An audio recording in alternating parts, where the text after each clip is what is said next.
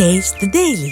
தலைமைச் செயலகத்திலிருந்து செய்தியாளர்கள் ஆனந்தி மற்றும் ரமேஷ் இணைந்திருக்கிறார்கள். ஆனந்தி, பட்ஜெட்டின் முக்கிய அம்சங்கள் என்னென்னவாக இருக்கும்? நீங்க ரமேஷோட கலந்துரையாடலாம்.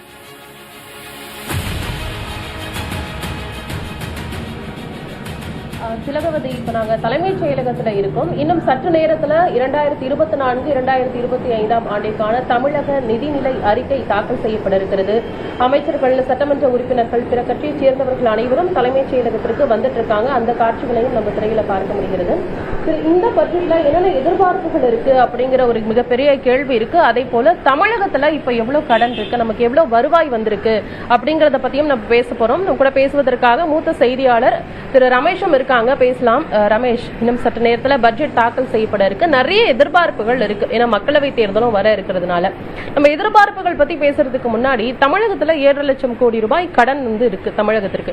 இப்படி இருக்கக்கூடிய சூழல்ல பட்ஜெட் தாக்கல் செய்யப்பட இருக்கு. எந்த அளவுக்கு முக்கியமானதா இருக்க போகுது, என்னென்ன அறிவிப்புகள்லாம் வர வாய்ப்பு இருக்கு, அதே போல தமிழகத்திற்கு வருவாய் எவ்வளவு நமக்கு கிடைச்சிருக்கு? அதாவது 3 லட்சம் கோடிக்கு பட்ஜெட் போடுறாங்க. தமிழகத்துடைய டோட்டல் வேல்யூ 3 லட்சம் கோடிக்கு போடுறாங்க. ஆனா வருவாய் பாத்தீங்கன்னா 2.6 அளவுக்கு தான் வருமானம் வருது. அதாவது கிட்டத்தட்ட பற்றாக்குறை பட்ஜெட் தான். அதாவது 100 ரூபாய் வருமானம் வருதுன்னா 120 ரூபாய் நம்ம செலவு பண்றோம். நீங்க சொன்னீங்க கடன் சொன்னீங்க, ஆண்டுக்கு வட்டி மட்டுமே 50,000 கோடி ரூபாயை நம்ம கட்டணும் அப்படின்ற ஒரு முக்கியமான கடன், அந்த மாதிரியான விஷயங்கள்லாம் இருக்கு. திமுக தேர்தல் அறிக்கையில சொன்ன விஷயங்கள், இந்த கேஸ் எல்லாம் தரேன்னு சொன்னாங்க, அது போன்ற அறிவிப்புகள்லாம் இருக்குமா? ஏன்னா எலெக்ஷன் இயர், அந்த தேர்தல் அறிக்கையில ஒரு 90% ஃபுல்ஃபில் பண்ணிட்டாங்க. இன்னும் ஒரு 10% இருக்கு.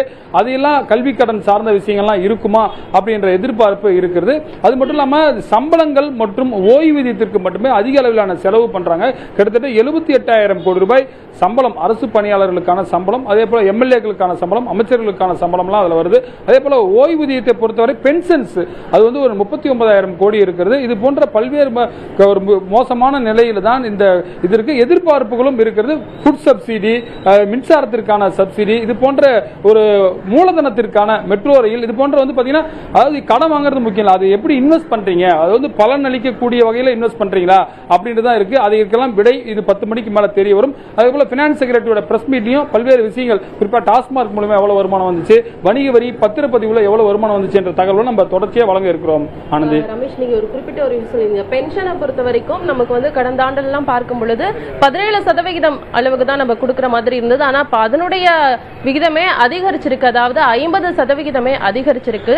இது எல்லாத்தையும் ஏற்ற வகையில தமிழக நிதிநிலை அறிக்கை இன்று தாக்கல் செய்யப்படும் அப்படின்ற எதிர்பார்ப்பும் இருக்கு. திலகவதி, உங்களுடைய கள விவரங்களுக்கும் கலந்துரையாடலுக்கும் நன்றி ஆனந்தி.